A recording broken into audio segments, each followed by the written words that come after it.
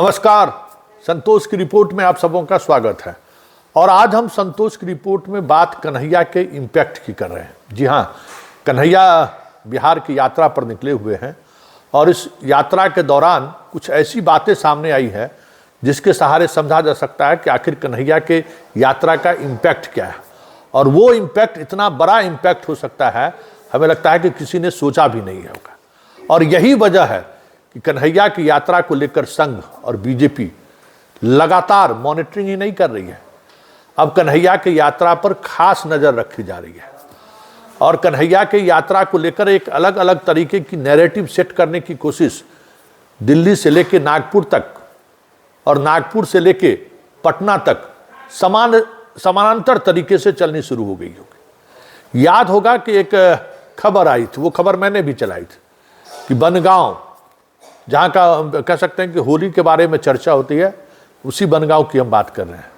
कन्हैया उस गांव में कन्हैया का कार्यक्रम आयोजित हुआ था और उसके जाने के बाद एक पूरा मंदिर धोने की बात आई थी। काफ़ी प्रमुखता से ये खबर चली भी और साथ ही उस खबर के बाद अलग अलग तरीके से नैरेटिव सेट करने की कोशिश भी हुई।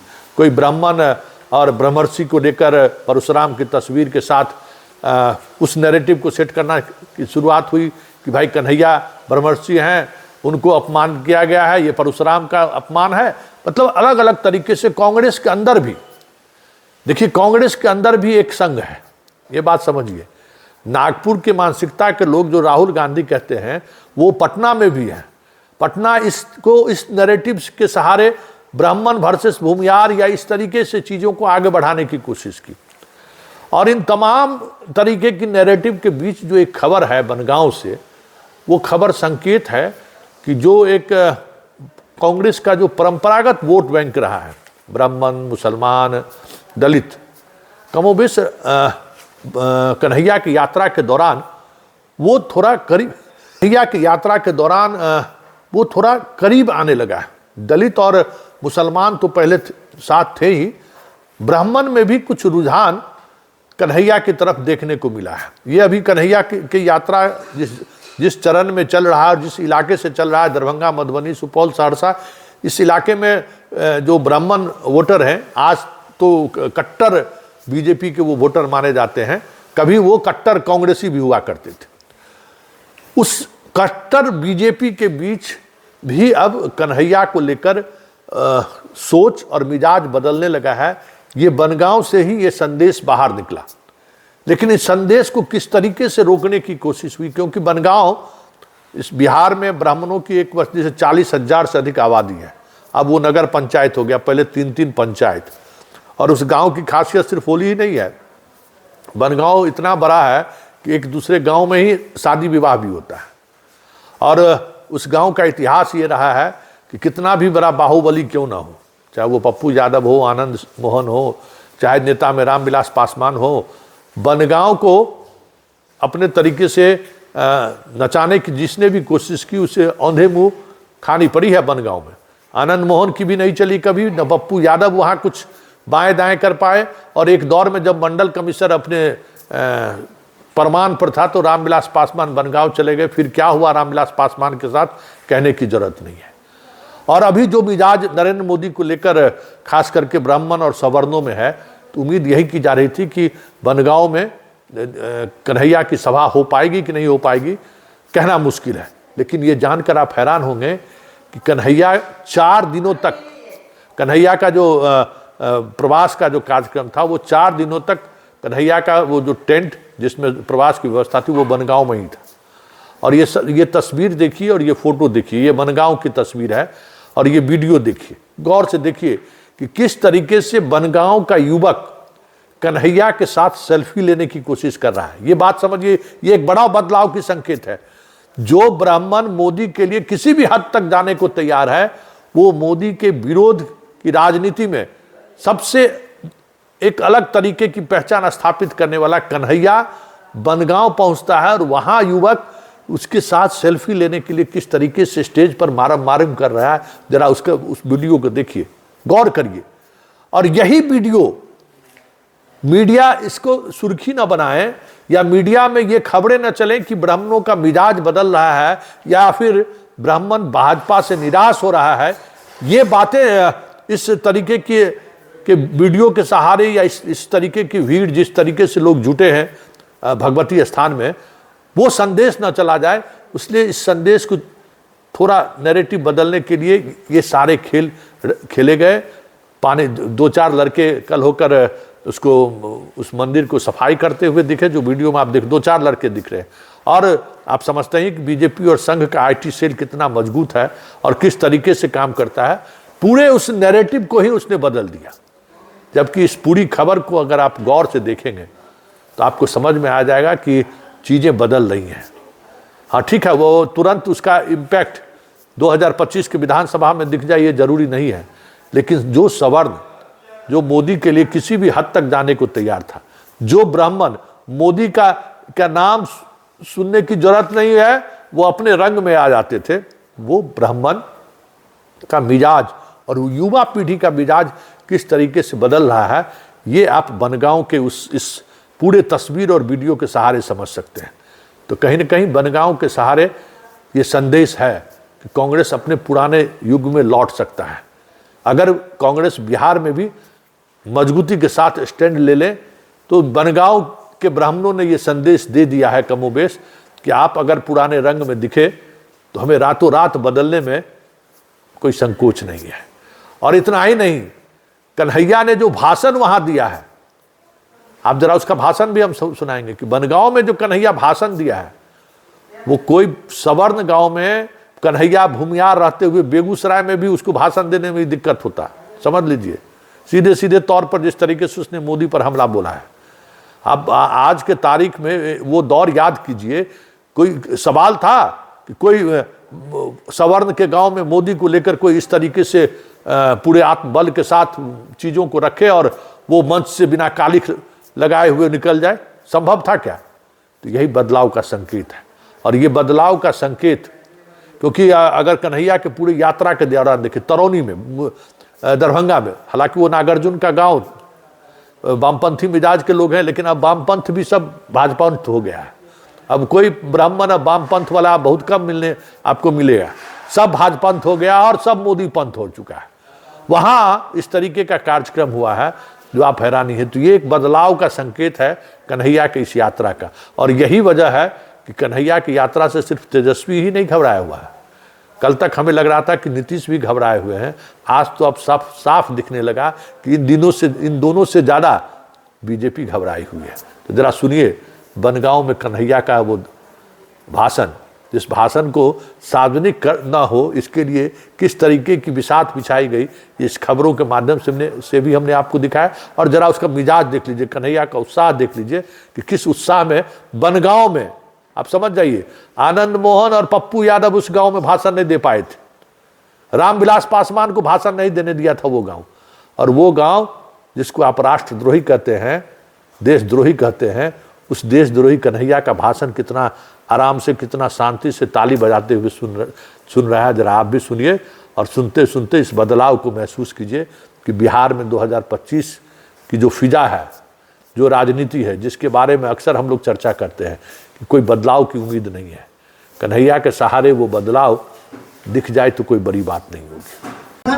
जो सबसे बड़ी शक्ति है मानव श्रम, उसके लिए सरकार के पास क्या योजना है, ये सवाल हम सरकार से पूछना चाहते हैं। और हम उनसे ये जानना चाहते हैं कि यही बिहार का इंसान जब ग्वालियर में इंजीनियरिंग करे, भोपाल में इंजीनियरिंग करे, हैदराबाद में करे, बेंगलोर में करे, पुणे में करे, और इंजीनियरिंग करे अपने माँ बाप के पैसे से, अपने माँ बाप के पैसा से करे छिए इंजीनियर, जदा इंजीनियरिंग करल जाए छिए ओकर पैसा से तो नहीं करे छिए, अपने माँ बाप पैसा से करे छिए।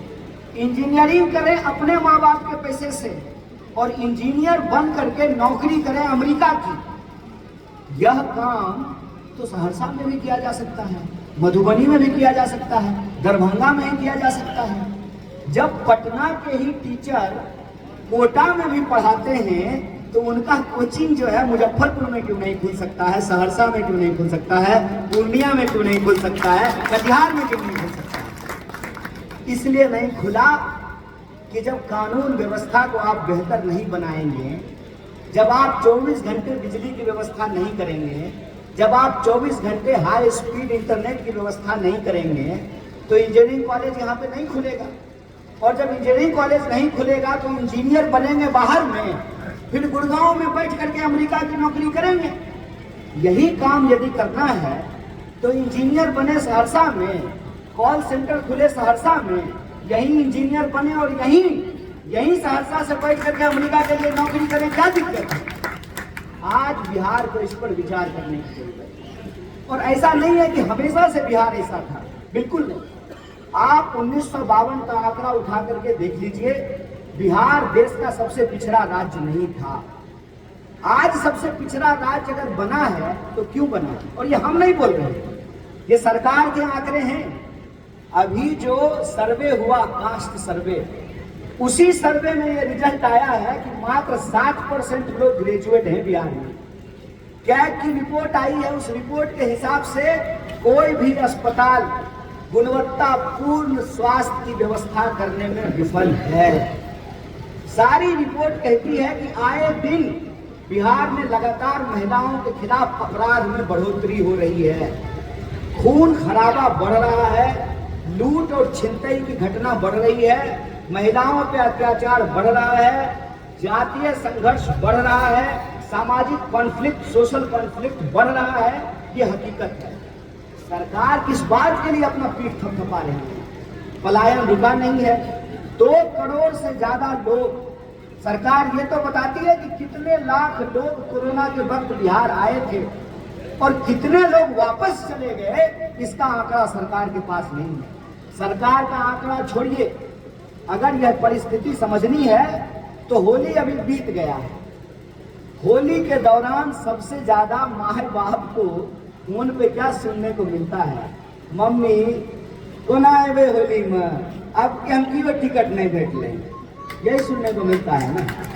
किसी भी स्टेशन पे जाकर के खड़े हो जाइए, आपको बिहार आने वाले और जाने वालों की हालत ट्रेन में पता चल जाएगी। हालत ये है कि स्लीपर बन गया है जनरल, और जो 3rd AC होता था वो बन गया है स्लीपर, और जो 2nd AC है वो बन गया है 3rd AC, और सरकार कहती है वंदे भारत। हम कह रहे हैं कि राजनीतिक दोषारोपण अपनी जगह है, हकीकत कौन बदल देगा? हकीकत ये है कि जो हमारे आपके बच्चे हैं, हमारे साथ सहरसा के लोग पढ़ते थे, हम लोग करकट के मकान में लॉज में रहते थे, हमारे लॉज का नाम था बाबा लॉज।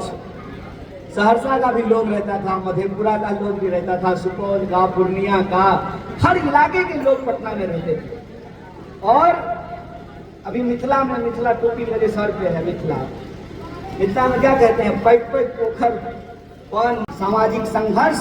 उसका नतीजा ये हुआ कि कानून व्यवस्था की कमी के चलते, रोजगार की कमी के चलते, शिक्षा की कमी के चलते लोगों को अपना घर बार छोड़ करके बाहर जाना। जब दुनिया बदल रही है तो हमको लगता है कि इस बदलाव में बिहार की अग्रणी भूमिका होना जरूरी है।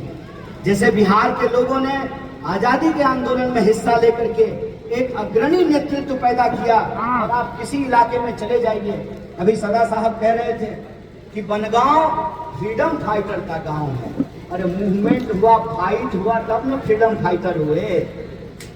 जब दुनिया बदल रही है, जब दुनिया में बदलाव हो रहा है, तो बिहार में भी एक सकारात्मक बदलाव होना चाहिए। और हमारी सिर्फ इतनी कोशिश है कि अगर आप किसी भी समस्या से प्रभावित हैं, भी मैं आ रहा था तो रास्ते में कुछ नौजवान ने मोड़ पे हाथ पकड़ा और कहा कि यूपीएससी के बारे में बोलिए। अरे भाई आप बोलिए, आप नेता बनिए, आप आगे चलिए, हम आपके साथ कंधा से कंधा मिला करके चलेंगे, कदम से कदम मिला करके चलेंगे।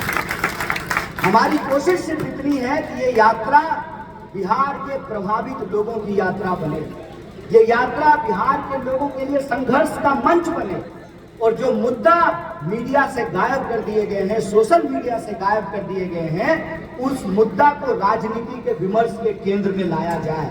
और कल को नेता का हेलीकॉप्टर जब बनगांव में उतरे तो उसको कहा जाएगा, आइए नेताजी, आइए आइए, बैठिए कुर्सी पर, आइए। ये बताइए कि वोट तो आपको दे देंगे, पिछली बार अस्पताल कब बनाए थे आप हमारे इलाके में, पिछली बार कॉलेज कब खोला था हमारे इलाके में, आपका बेटा लंदन पढ़ने के लिए चला गया, हमारे बाल बच्चों का क्या होगा, इसका हिसाब जरा हमको दीजिए, ये प्रश्न उनसे पूछा जाना चाहिए। और मैं आपको बता दूं, 10 दिन का हमारा अनुभव है। ये यात्रा बिहार के नौजवानों और विद्यार्थियों ने शुरू जरूर की, धीरे धीरे धीरे धीरे ये यात्रा बिहार की यात्रा बनती जा रही है और भावनात्मक रूप से लोग इससे जुड़ रहे हैं। नहीं तो मैं एक बात बता दूं, अगर सच्चाई नहीं होती, गिमिक होता, बेईमानी होती, चालाकी होती, तो जनता इतनी बेवकूफ नहीं है। जो प्रभावित लोग हैं रोज हमारी यात्रा से जुड़ते हैं, हमारे मंच पे आते हैं और अपनी आवाज को बुलंद करते हैं। यात्रा जब भितिहरवा से चली तो सबसे पहले जो पेंडिंग भर्ती के नौजवान हैं उन्होंने आकर के प्रेस कॉन्फ्रेंस किया और हमारी यात्रा में साथ साथ चल रहे हैं। उन नौजवानों का दर्द मैं आपको बता दूं, ये वो नौजवान हैं जो अपने गांव के स्कूल के फील्ड में दौड़ करके आर्मी एयरफोर्स की तैयारी करते हैं, पसीना बहाया, मेहनत किया, भर्ती हुई, भर्ती में फिजिकल हुआ, मेडिकल हुआ, सब कंप्लीट किया।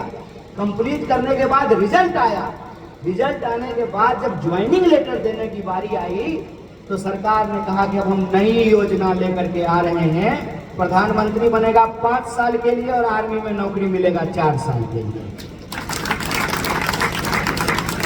प्रधानमंत्री बनेगा 5 साल के लिए और आर्मी में नौकरी मिलेगी 4 साल के लिए, और नेताजी जितना बार एमएलए बनेंगे उतना बार पेंशन मिलेगा, लेकिन आपको कुछ नहीं दिया जाएगा। अगर आप देश के लिए शहादत भी दे दीजिएगा तब भी आपको कुछ नहीं दिया जाएगा। नतीजा ये हुआ कि 1.5 लाख नौजवान ज्वाइनिंग लेटर के इंतजार में पिछले 5 साल से। जब रक्षा मंत्री को चिट्ठी लिख करके पूछा आरटीआई से, अब आरटीआई भी खत्म होने वाला है, मैं आपको बता दूं, राइट टू इंफॉर्मेशन समाप्त होने वाला है। आरटीआई करके जब नौजवानों ने पूछा कि काहे नहीं भर्ती कराए, तो रक्षा मंत्री ने कहा कि कोरोना आ गया था। बताइए, ज्वाइनिंग लेटर देने में कोरोना आ गया और चुनाव में रैली करके गमछा हिलाने में कोरोना नहीं आया था। बिहार का चुनाव पिछली बार कोरोना के बीच में हुआ। कोरोना के बीच में चुनाव हो सकता है, लेकिन 1.5 लाख